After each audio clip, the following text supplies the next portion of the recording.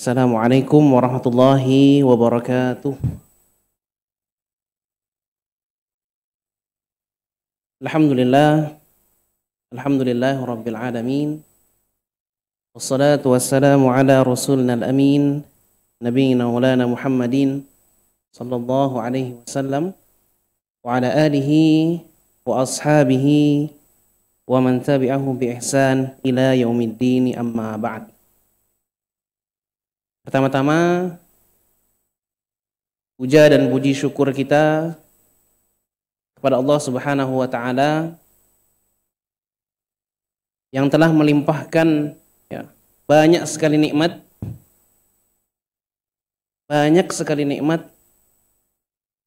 yang tidak mungkin kita menghitungnya.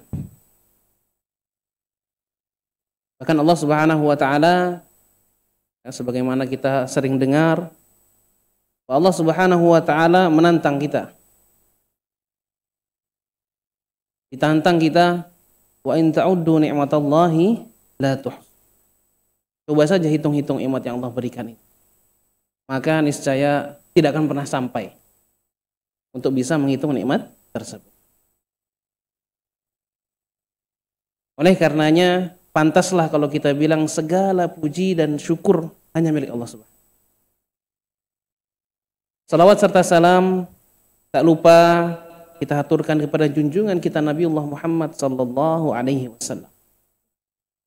Yang mana biidznillah azza wajal salah satu mukjizatnya pada kesempatan yang berbahagia ini akan kita pelajari bersama-sama.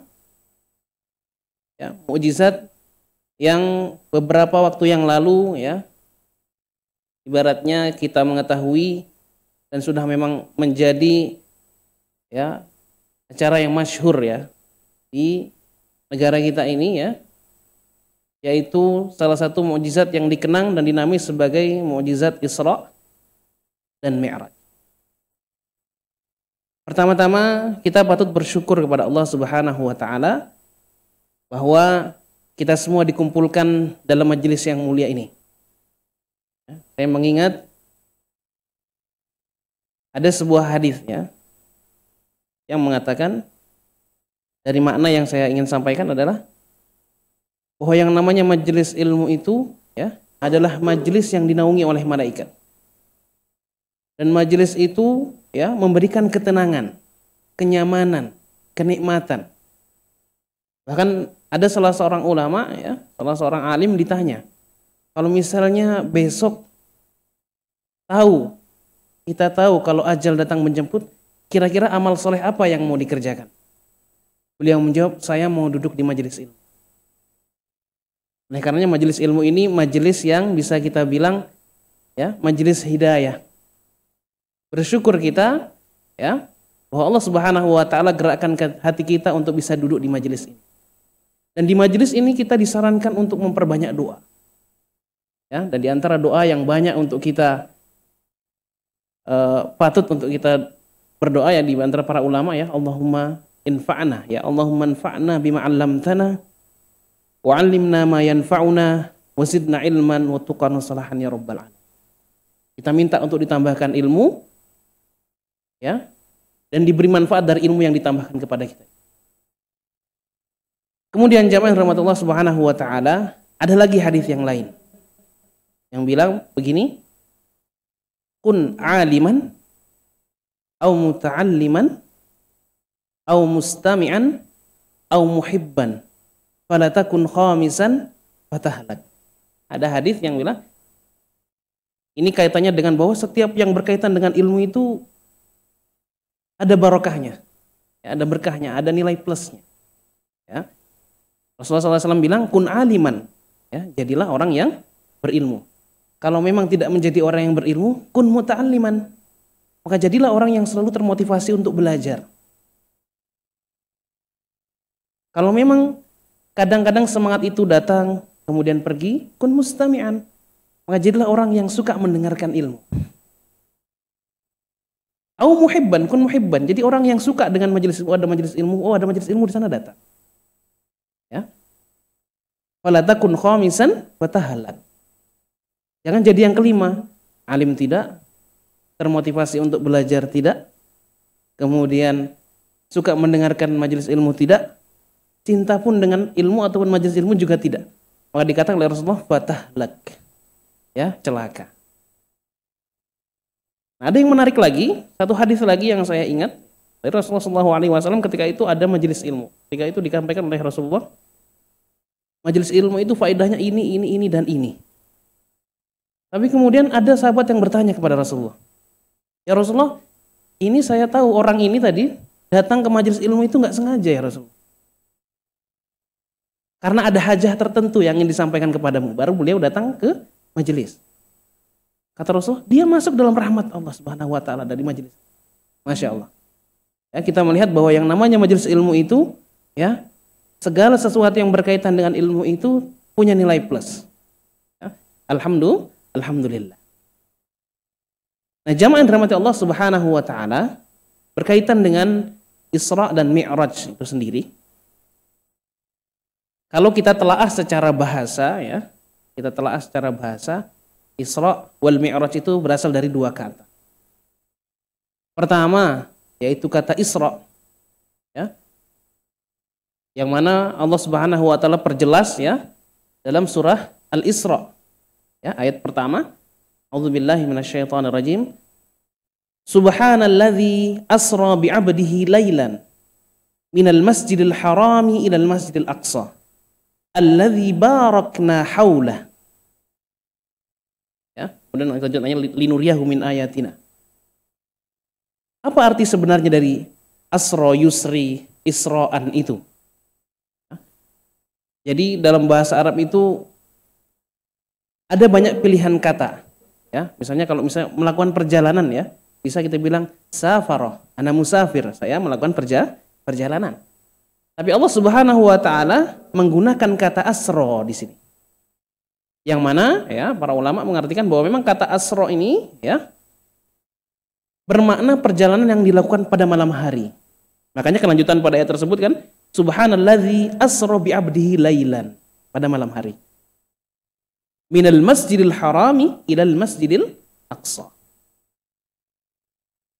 Allah Subhanahu wa taala, ya, kemudian melanjutkan, ada dua tempat yang disebutkan secara gamblang, ya. Al-Masjidil Haram wal Masjidil Aqsa. Umumnya, ya, ketika kita membahas terkait dengan peristiwa Isra dan Mi'raj, biasanya seketika lepas dari pembahasan Isra, Mi'raj sudah langsung ke langit biasanya. Ada satu perspektif yang tidak banyak dibahas, yaitu perspektif Masjidil Aqsa, yang mana juga secara gamblang disebutkan dalam ayat ini. Tidaklah Allah Subhanahu wa taala menyebutkan sesuatu dalam Al-Quran kecuali ada hikmah yang tersirat dalam sesuatu yang disebutkan itu. Contohnya, Allah Subhanahu wa taala, ya, menyebutkan misalnya nama-nama anbiya untuk kita ambil pelajaran baik dari mereka. Allah Subhanahu wa taala juga sebutkan, ya, nama-nama orang yang kemudian mendapatkan azab atau kita jadikan ambil pelajaran karena pelajaran buruk dari yang mereka lakukan. Misalnya Qarun, Haman, Fir'aun. Ya. Nah, penyebutan Masjidil Aqsa dalam ayat ini bukan tanpa makna dan bukan, ya, tidak untuk ditinggalkan begitu saja. Sebagaimana kita ketahui, ya, Masjidil Aqsa ini, ya, adalah tempat pemberhentian pertama Rasulullah SAW ketika melakukan, ya, Isra. Jadi perjalanan Isra itu perjalanan horizontal, ya, dari Masjidil Haram, Makkah Al-Mukarramah ke Masjidil Aqsa yang saat ini berada di, ya, kita sebut dengan negara Palestina. Ya, meskipun penyebutan negara Palestina ini perlu kita kaji kembali. Ya, karena Rasulullah SAW belum pernah semasa hidupnya menyebut nama kata Palestina. Rasulullah SAW pernah menyebut nama Ilya. Dan nama yang lain yang banyak disampaikan adalah Baitul Maqdis. Nama Palestina itu, ya, kalau kita runut sejarahnya, itu kembali kepada apa yang terjadi karena dahulu, ya, dikenal yang namanya Ardu Syam. Ya, Ardu Syam yang saat ini dikenal menjadi 4 negara, yaitu 1 Palestina, 2 Lebanon, 3 Suriah, dan yang keempat Urdun atau Jordania. Penamaan 4 negara ini kalau kita runut adalah sebab dari penjajahan Inggris. Dan penamaan negara-negara ini, jamaah yang rahmati Allah Subhanahu wa taala, hanya ditentukan dalam waktu setengah jam. Ya, oleh seorang jenderal bernama Allenby.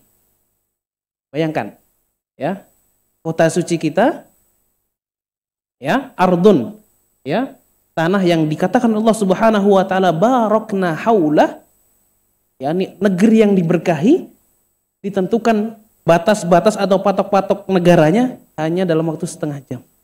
Padahal sejarahnya sangat panjang sekali. Nah, jamaah rahmati Allah Subhanahu wa taala. Selanjutnya Rasulullah sallallahu alaihi wasallam kemudian melakukan, ya, perjalanan yang namanya Mi'raj. Ya, kalau Mi'raj itu perjalanan naik, ya, dari bawah ke atas. Ya. Minal Masjidil Aqsa ila Sidratil Muntaha. Kemudian ketika sampai Sidratul Muntaha, ya, sebagaimana kita ketahui hadisnya ada sangat panjang sekali, ya, hadisnya sangat panjang sekali membahas tentang perjalanan Rasulullah sallallahu alaihi wasallam yang melewati langit-langit. Dan hasil daripada perjalanan itu adalah perintah salat 5 waktu. Nah, yang jadi pertanyaan, kapan ibadah salat itu sebenarnya sudah disyariat? Dan pertanyaan yang lain, ya, kalaupun sudah disyariatkan, maka kemana Rasulullah Shallallahu Alaihi Wasallam kemudian bersama para sahabat menghadap sholatnya, maksudnya kiblat.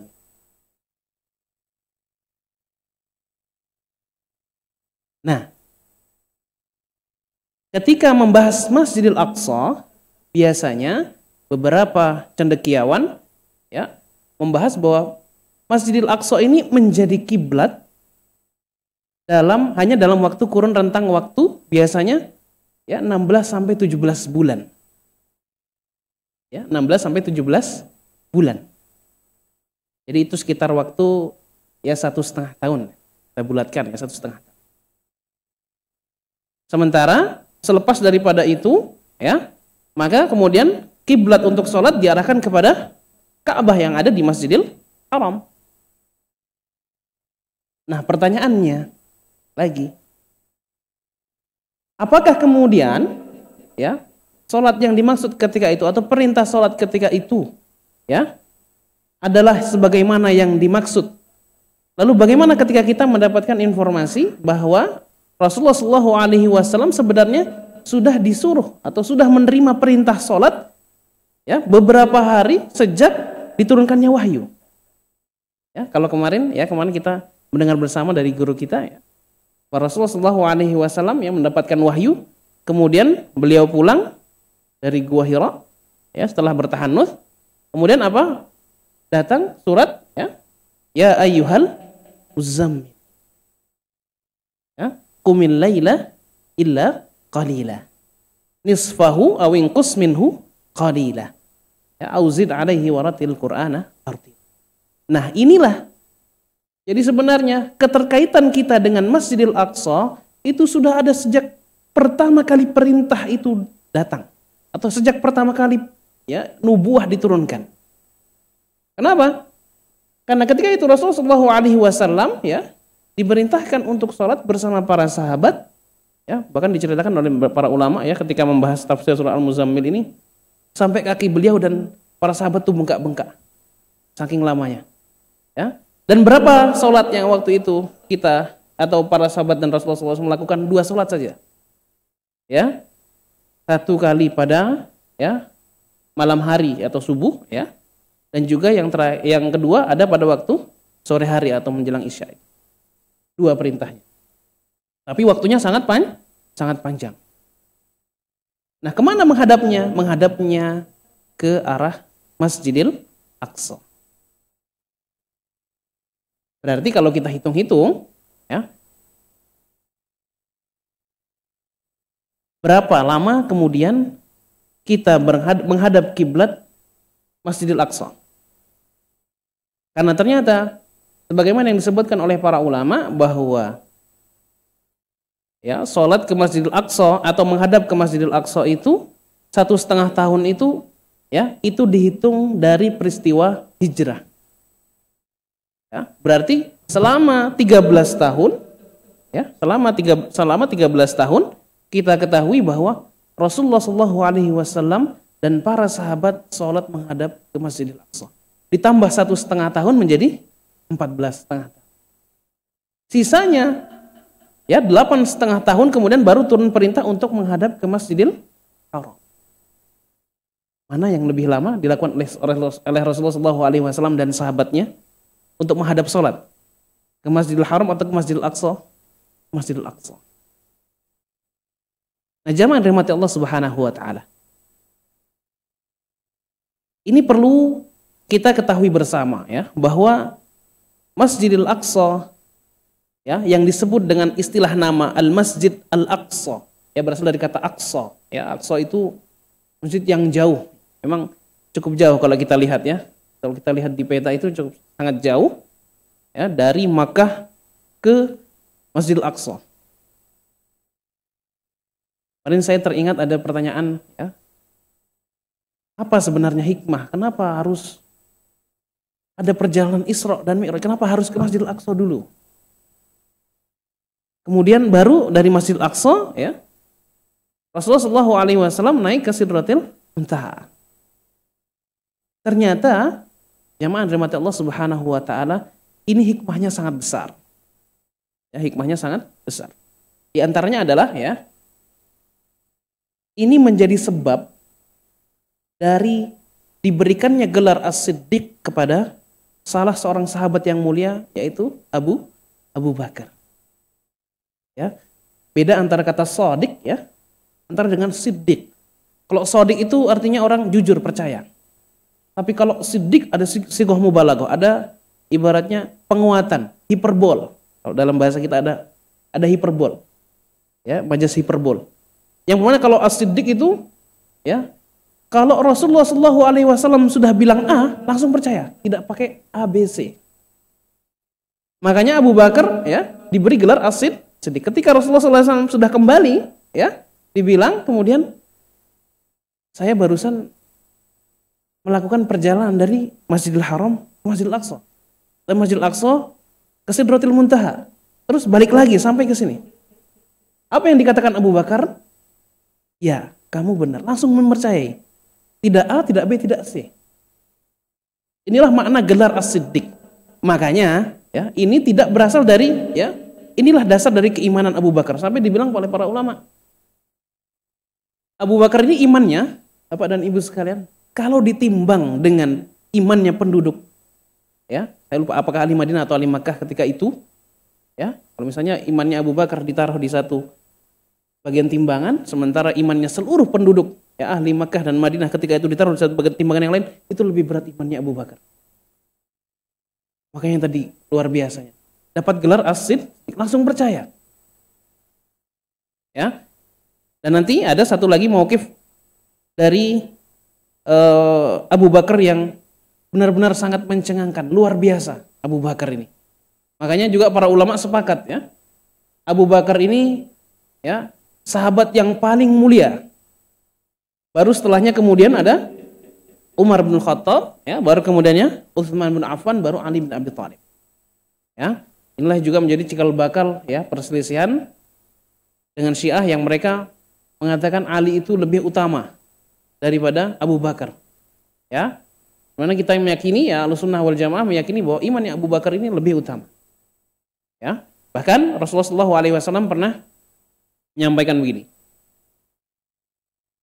Kalau sekiranya Rasulullah SAW itu tidak dijadikan kekasih oleh Allah Subhanahu Wa Taala, maka Allah pasti akan menjadikan Abu Bakar ini kekasih, orang yang terdekat, orang yang paling dicinta. Ini menunjukkan kemuliaan Abu Bakar radhiyallahu anhu. Nah, jamaah dirahmati Allah Subhanahu Wa Taala. Tadi sebagaimana disebutkan ya, bahwa dari perspektif Masjidil Aqsa ya, Al-Isra dan Mi'raj itu Pertama, bahwa Masjidil Aqsa itu adalah merupakan kiblat yang lama sekali. Ya, Rasulullah SAW mengarah dan menghadap kepadanya selama sholat, selama hidupnya beliau, yaitu sekitar 14,5 tahun. Sementara ya, semasa hidupnya beliau SAW itu 8,5 tahun menghadap ke Masjidil Haram, ke Ka'bah. Nah, ini menjadi satu poin penting bahwa Masjidil Aqsa ketika itu ya menjadi nuqtah tawahhud, istilahnya itu titik poin pertemuan atau titik persatuan. Kenapa? Karena Rasulullah SAW ya, dan para sahabat ketika itu menuju ke satu arah ya, sebagai bentuk keimanan dan ketundukan ya atas perintah Allah Subhanahu wa taala. Ya, tidak semata-mata menjalankan perintah begitu saja, tapi atas dasar keimanan, ketundukan. Maka itulah menjadi pusat ya, ibaratnya titik pertemuan, titik persatuan. Ini yang saat ini seakan-akan kita lupakan. Ya, sehingga muncul ya kemarin juga banyak ibaratnya muncul beberapa opini ya, mengatakan bahwa apa yang terjadi di Masjidil Aqsa itu urusan mereka. Itu adalah urusan bangsa Arab. Atau itu adalah urusan bangsa mereka sendiri atau nasionalisme mereka sendiri. Tidak. Bahwa sebenarnya dari ini saja ya kita ketahui bahwa Masjidil Aqsa ini adalah urusan kita semua. Apa alasannya? Sedikit kita bahas lagi. Bahwa Masjidil Aqsa kenapa menjadi urusan kita semua, bukan urusan orang Arab, bukan. Bukan juga urusan dunia, urusan kita sebagai kaum muslim. Pertama-tama ya, di dalam Al-Qur'an ya ada ayat-ayat yang dinamakan Makkiyah. Ya. Kemudian ada ayat-ayat yang dinamakan Madaniyah. Ya, para ulama berbeda pendapat, ada yang bilang periode, ada yang bilang tempat. Jadi kalau turunnya di Makkah atau sekitaran Makkah itu namanya Makkiyah.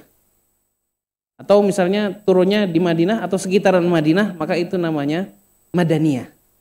Tapi pendapat yang lebih kuat ya mengatakan kalau ayat-ayat tersebut turun di periode Makkah, jadi selama sebelum hijrah, ya seperti itu, selama 13 tahun itu, maka ya itu adalah ayat-ayat Makkiyah. Ini pendapat yang lebih kuat. Sementara yang Madaniyah adalah selama periode Madinah, jadi setelah hijrah. Nah, ternyata setelah diteliti, ya, ayat-ayat yang berkaitan dengan Baitul Maqdis itu, ya, hampir seluruhnya adalah ayat-ayat Makkiyah. Sebagaimana kita ketahui bersama, ya, apa bedanya Makkiyah dan Madaniyah secara makna? Ya, Abul A'la Al-Maududi, ya, salah seorang pemikir Islam, mengatakan begini. Ayat-ayat Makkiyah itu, ya, kebanyakan, ya, mu'dhamnya, ya, itu membahas tentang keyakinan.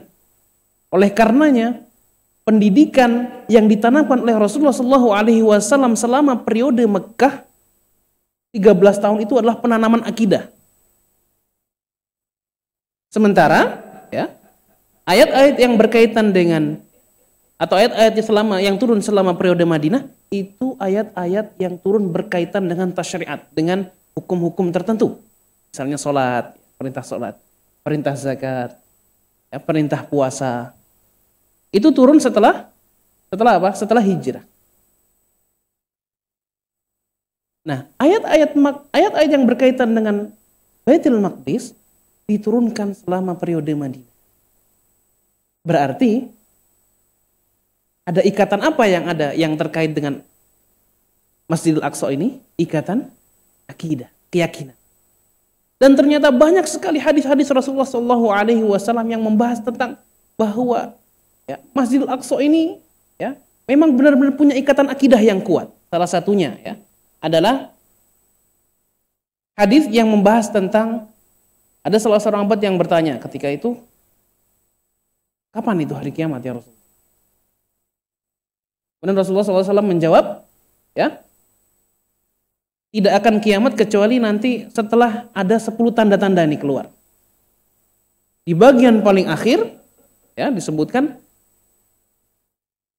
tempat nanti kalau misalnya dari negeri Yaman ada api yang membuat semua orang akhirnya berlari kepada Ardul Mahsyar. Ya, Ardul Mahsyar di sini kemudian tafsirkan para ulama, inilah Ardul Syam. Nah, Ardul Syam inilah yang dimaksud oleh ya para ulama, yaitu Baitul Maqdis. Ya, begitu kuatnya ikatan ini satu. Jadi sebutkan Ardul Mahsyar wal Mansyar. Para ulama. Ya. Nah, jamaah dirahmati Allah Subhanahu wa taala. Kemudian kita ambil satu contoh ya, terkait dengan ini berkaitan dengan mauqifnya Abu Bakar. Ini ibaratnya apa istilahnya mauqif? Satu momen ya, satu momen yang diinginkan oleh Abu Bakar ya. Ketika itu ya, salah satu ayat yang membahas tentang peristiwa Baitul Maqdis atau yang berkaitan dengan daerah-daerah Baitul Maqdis ya. Jadi kalau kita maksud Baitul Maqdis itu adalah kota ya Bapak dan Ibu sekalian. Jadi kotanya. Ya, jadi istilah kota Baitul Maqdis itu ya kota yang kita sebut sekarang itu yang kemarin sempat dibahas oleh ini ya, sempat dihilangkan di Google ya. Itu Baitul Maqdis, sekarang dirubah menjadi Yerusalem.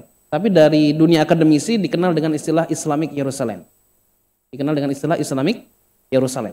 Ya, dan ada satu fakultas khusus ya yang membahas tentang sejarah Baitul Maqdis ini di Universitas Ankara, Turki. Ini luar biasa, sampai jadi satu fakultas tersendiri. Saking kajiannya sangat mendalam. Ya. Nah, salah satu surat ya, yang kemudian menjadi momen ya, keimanan Abu Bakar juga ini, ya Bapak dan Ibu sekalian, yaitu ketika ya tentang surat Ar-Rum. Ya, tentang surat Ar-Rum. Ya, surat Ar-Rum ini sebagaimana disebut ya, ghulibatir Rum. Ya, fi adnal ardi ya. Ketika itu Allah Subhanahu wa taala sebutkan Rum kalah, Romawi kalah. Ya, fi adnal ardi, di ya daerah yang paling dekat dengan mereka. Ketika itu ya kita ketahui bahwa ada dua kekuatan besar. Ya, sebagaimana dijelaskan oleh guru kita ya. Tapi ketika itu ada dua kekuatan besar di dunia ini ketika itu, yaitu ya kekaisaran Romawi ya yang dipimpin oleh seorang kaisar ya, dan kekaisaran Persia yang dipimpin oleh seorang Kisra, namanya Kisra. Nah, dua kekuatan ini saling ya berseteru. Saling berseteru. Di dalam surat Ar-Rum ini dikatakan ghulibatir Rum, Romawi kalah. Ya, ketika itu, dan kalahnya adalah ketika perangnya di daerah Syam, Baitul Maqdis ini. Kalah. Apa yang terjadi di Makkah? Tentu terdengar desas-desusnya kan Bapak dan Ibu sekalian ya, karena ini kejadian besar. Ya, Romawi kalah. Ya. Dan ketika itu ya, dalam menyikapi perang di antara dua kekaisaran besar ini, ya, kaum muslimin dan kaum kafir Quraisy berbeda pendapat. Berbeda dalam mengambil pihak ya, ibaratnya istilahnya bagaimana itu? Ya, istilahnya orang-orang kafir Quraisy lebih ya cenderung untuk ya berharap yang menang adalah kerajaan Persia. Kenapa? Karena kerajaan Persia ini mereka menyembah api, Majus. Sementara kaum kafir Quraisy itu menyembah berhala. Jadi mereka berharap yang menang nih kerajaan Persia. Jadi ketika mereka mendengar kerajaan Persia menang, senang mereka. Senang. Bahagia. Ya. Sementara kaum muslimin ketika itu lebih condong atau lebih cenderung kepada ya menangnya Romawi. Kenapa? Karena orang-orang Romawi itu ketika itu memang beragama Nasrani, ahli kitab. Yang mana mereka ya mengaku bahwa mereka berpegang pada Taurat dan Injil. Kepada Old Testament dan New Testament. Ya, perjanjian lama dan perjanjian baru. Makanya kaum muslim ketika itu ya lebih condong kepada Romawi. Nah, kejadian ini ketika itu belum disyariatkan adanya larangan al-mukhatarah. Jadi al-mukhatarah itu oke, saya yakin nanti Romawi pasti menang lagi. Jadi di Makkah ketika itu ya, para kaum kafir Quraisy ya bilang, "Wah, menang nih. Persia menang. Alhamdulillah." Ya, bukan alhamdulillah, mereka senang gitu ya. Mereka senang. Terus bilang apa? Ketika sampai wahyu ghulibatir Rum dan kemudian lanjutan ayatnya ya, bahwa Romawi ini nanti akan menang lagi. Ya, menghadapi siapa? Menghadapi Persia ini, mereka nggak bilang begini, nggak percaya. Persis seperti mereka tidak percayanya dengan momen Isra dan Mi'raj. Gimana mereka bisa menang nih? Kalah kok. Ya kan? Kan barusan infonya kalah, kok bisa menang nanti? Kemudian ya, dikatakan mereka menantang Abu Bakar. Karena Abu Bakar sudah dengar kalau ghulibatir Rum, sudah dengar. Tapi lanjutan ayatnya ya, fi bid'i sinin ya, mim ba'di ghalabihim sayaglibun. Ya, dalam beberapa tahun ya, setelah mereka kalah itu nanti bakal mereka menang lagi. Nah, kemudian apa yang terjadi? Nah, kaum kafir Quraisy ini ya menantang Abu Bakar. Yo, kalau berani, kalau memang omonganmu benar ya, wahai Abu Bakar, saya punya harta sekian. Kalau benar nanti ini milikmu. Ya, istilahnya rohana ya, murohana. Al-mukhatar itu belum dilarang ketika itu ya, belum dilarang. Nah, patokannya berapa tahun? Wahai Abu Bakar, kira-kira ini jadi milikmu dalam waktu berapa tahun nih kira-kira? Kalau memang apa yang kamu yakini, apa yang kamu imani itu benar. Oke, 6 tahun. Ya, kata Abu Bakar. Kemudian apa? Setelah berlalu 6 tahun, ya, beberapa tahun sebelum itu, apa yang terjadi? Belum kalah-kalah nih. Ya. Persia belum kalah-kalah. Kemudian datanglah Abu Bakar kepada Nabi Muhammad SAW. Rasulullah awalnya tidak senang. Kenapa kamu lakukan itu? Karena saya beriman kepada Allah dan Rasulnya. Ya sudah, kalau gitu bilang kepada mereka tambah 2 tahun lagi. Ya, tadi saya lupa ada sekitar 6 tahun atau 7 tahun. Ini disebutkan dalam riwayat Ibnu Katsir ya. Dan kalau bisa tambah itu anunya. Ya, kalau bisa apa? Tambah itu hadiahnya kalau bisa. Ya. Kemudian dikasih tahu ya. Oke, bid isinin itu ya, kata bid ya dalam bahasa Arab itu, jadi dalam hitungan juga ya, dalam hitungan Arab itu kalau kita kenal ya, 1 itu tunggal. Ya, 2 itu jamak. Itu dalam hitungan kita. Ya. Tapi kalau dalam hitungan Arab ya, 1 itu mufrad, 2 itu musanna, 3 baru jamak. Kalau kita 2 aja sudah jamak. Ya, tapi kalau Arab 3 baru katakan jamak. Nah, bid'ah itu, hitungan bid' itu, bid' isinin itu hitungan antara 3 tahun sampai 9 tahun. Nah, dikatakan tadi ternyata setelah 2 tahun terbukti kalah. Ya, Persia kalah. Akhirnya mereka apa? Unta-unta yang waktu itu mereka janjikan semuanya diikat ya di dekat kediaman Abu Bakar. Datanglah Abu Bakar kepada Rasulullah SAW. Ya Rasulullah, bagaimana ini? Ya, kata Rasulullah apa? Bagaimana? Apa kata Abu Bakar? Bagaimana nih ya Rasulullah? Itu uang kotor, udah sedekahin saja. Ya, nah ini mauqifnya Abu Bakar.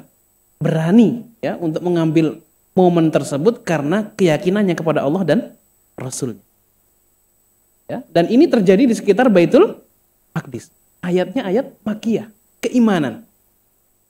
Maka ikatan kita dengan Baitul Maqdis adalah ikatan keimanan.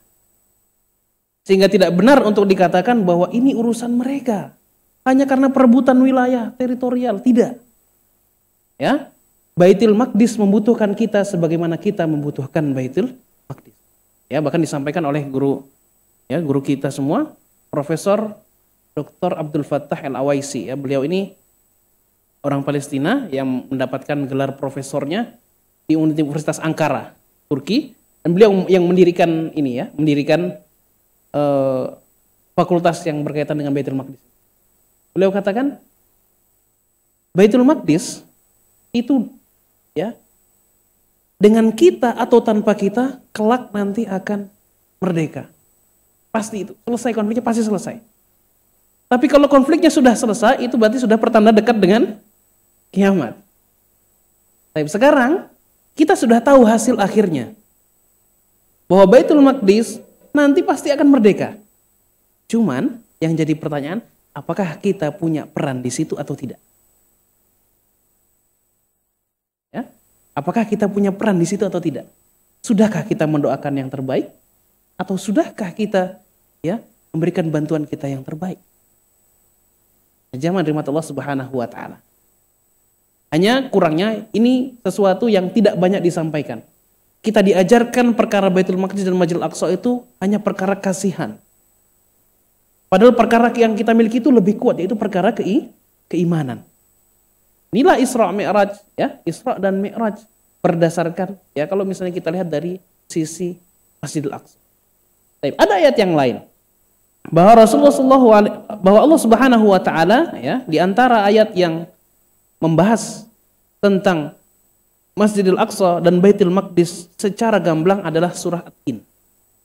Ya, surah At-Tin.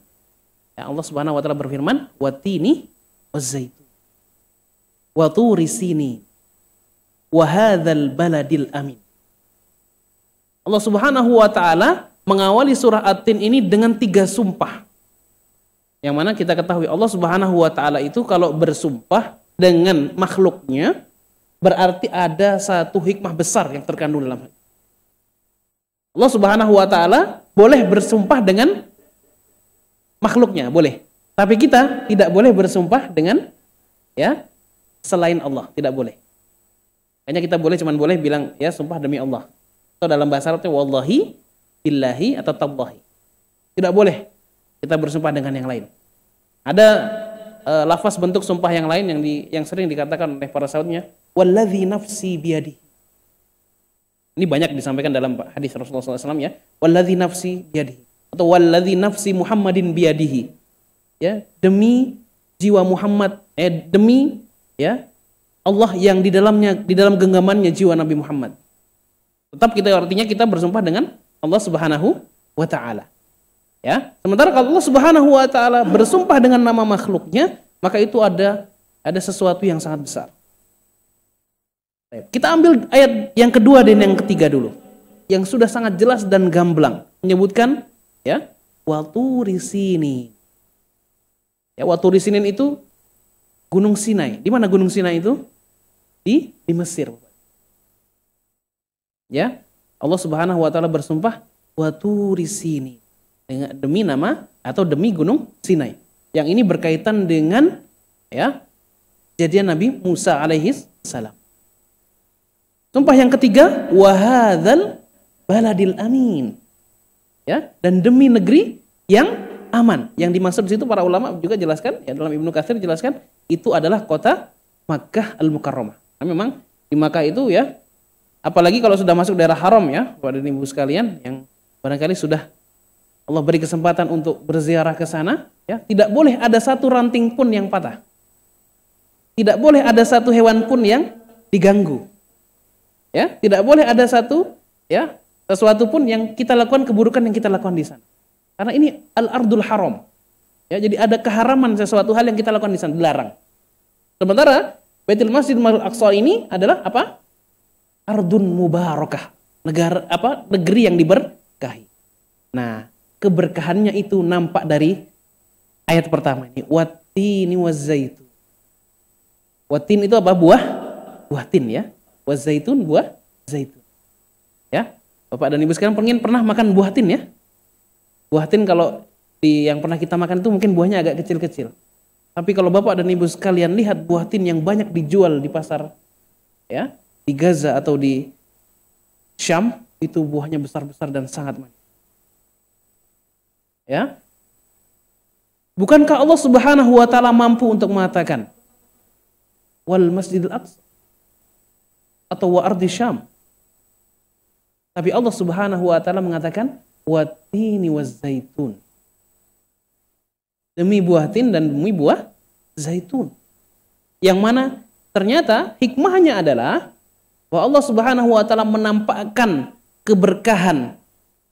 Ya, jadi berkah yang kalau kita ini kan bisanya berkah itu kan ibaratnya sesuatu yang tidak bisa dinalar, ya kan? Sesuatu yang bertahan, nikmat yang bertahan, itu kan namanya barokah. Tapi keberkahan yang nampak, yang hissi, yang empiris bisa dilihat, dirasa, dipegang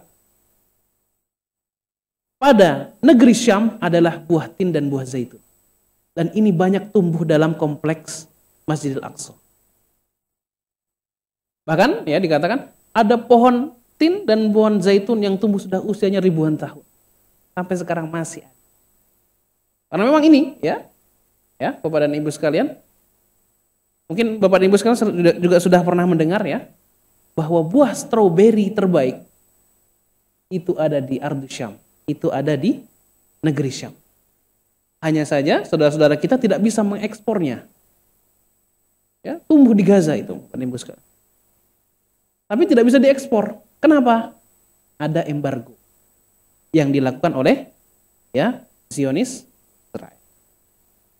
Kita menyadari saat ini Masjidil Aqsa, Baitul Maqdis dalam kondisi terjajah. Kondisi kita saat ini sama kondisinya seperti kondisi Rasulullah SAW, sama. Bahkan ketika itu, na'udzubillahi min dzalik, selama masa Rasulullah SAW, Masjidil Aqsa itu dijadikan sebagai TPA, Bapak, tempat pembuangan akhir. Waliyadzubillah. Karena memang kondisinya dijajah. Ya.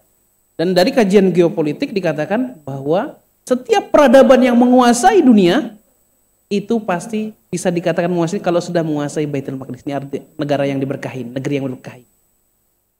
Ya, kita tahu ketika itu dikuasai oleh siapa? Romawi. Diperebutkan oleh siapa? Romawi dan Persia. Ya, dan ketika itu Rasulullah SAW pernah mengutus sebelum beliau wafat pernah mengutus satu tentara khusus untuk pergi ke sana. Di bawah pimpinan Usamah ibn Zaid. Ya. Bayangkan kalau dipikir-pikir Usamah bin Zaid anak muda masih umur 18 tahun sudah dijadikan komandan perang untuk berangkat. Tapi sebelum itu, Bapak dan Ibu sekalian dirahmati Allah Subhanahu wa taala, Rasulullah SAW sudah mentarbiyah ibaratnya atau mendidik para sahabat untuk cinta dan ingin pergi ke Baitul Maqdis. Buktinya apa? Ada dua mauqifnya. Ini mauqifnya atau momennya yang dikuasai yang dilakukan oleh Al-Arqam bin Al-Arqam. Sebagaimana diketahui Al-Arqam bin Al-Arqam ini rumahnya yang dijadikan dakwah sir Nabi. Sebelum kemudian kum fa'anzir tadi warabbaka fakabbir wa thiyabaka fatahhir. Ini di rumahnya siapa? Al-Arqam bin Al-Arqam. Ketika orang berkumpul, termasuk di situ adalah Bilal bin Rabah dan para sahabat yang lain. Al-Arqam bin Al-Arqam ini pernah mendatangi Rasulullah SAW bilang, "Ya Rasulullah, uridu Baitul Maqdis, uridu Baitul Maqdis." Mau ngapain? Saya mau sholat di sana ya Rasul. Ketika itu masih awal-awal Bapak dan Ibu sekalian, masih awal-awal diutusnya Rasulullah SAW menjadi Rasul. Tapi Al-Arqam bin Al-Arqam sudah bilang, "Ana uridu Baitul Maqdis." Saya mau ke Baitul Maqdis, saya mau sholat di sana. Karena sholat di sana sama dengan 1000 kali sholat di masjid yang lain. Tapi siapa yang kemudian mengajarkan itu? Kalau bukan Rasulullah SAW. Dan itu masuk periode Makkiyah. Yang kedua adalah salah seorang sahabiah namanya Maimunah. Maimunah ini, "Ya Rasulullah, saya ini pengen pergi Baitul Maqdis ya Rasul." Ya sudah, pergi. Bukan maksudnya seperti itu juga redaksinya Tapi kemudian bilang Maimunah ini, "Tapi ya Rasulullah, sekarang itu Baitul Maqdis sedang dalam kondisi tidak stabil, perang." Maksudnya itu ada perang yang terjadi di sana. Saya nggak bisa ke sana ya Rasul. Baik, kalau gitu ini menunjukkan kepada kita bahwa salah seorang sahabiah perempuan yang namanya Maimunah ini sudah punya mimpi untuk bisa berziarah ke Masjidil Aqsa. Siapa yang mengajarkan kalau bukan Rasulullah SAW? Dan dikatakan oleh Rasulullah SAW, kalau kamu tidak bisa pergi ke sana, sumbangkan minyak untuk menerangi Masjidil Aqsa. Karena ketika Masjidil Aqsa gelap gulita, sumbangkan minyakmu, untuk bisa menerangi Masjidil Aqsa. Ya, ini masih di awal-awal masa Makkiyah ketika Rasulullah SAW mendidik generasi terbaik, mereka adalah sahabat Rasulullah SAW radhiyallahu anhu ajma'in. Terakhir, ya, ada sebuah hadis ya yang memicu atau memotivasi kita semua ya untuk kemudian bisa bersegera, dalam hal ini maksudnya bersegera dalam kebaikan, karena kita ketahui kita belum mampu untuk bisa pergi ke sana saat ini. Tapi Rasulullah SAW pernah bilang, la yusaddur rihal illa ila thalath masajid. Ya. Berobsesilah kamu, punyalah mimpimu ya untuk bisa mendatangi 3 masjid. Yang pertama, ya, Al-Masjidil Haram. Yang kedua, Al-Masjidil Aqsa. Ya, yang ketiga, Masjid Hadza kata Rasul. Maksudnya Masjid Hadza itu adalah Masjid Nabawi ketika itu. Ini 3 masjid ya, kalau bisa kita punya mimpi obsesi untuk bisa pergi ke sana. Bersyukur kita ya, misalnya ada yang sudah pergi ke Masjidil Haram dan Masjidil Nabawi. Alhamdulillah. Dan kita berharap mudah-mudahan Allah Subhanahu wa taala berikan kita ya kesempatan untuk berziarah ke Masjidil Aqsa dalam keadaan merdeka. Amin ya rabbal. Ya, demikian barangkali sudah masuk. Jazakumullahu khairal jazak, semoga bermanfaat. Ya Allah, manfa'na bima 'allamtana wa 'allimna ma yanfa'una wa zidna ilman wa tuqan wa sallallahu rabbal alamin. Assalamualaikum warahmatullahi wabarakatuh.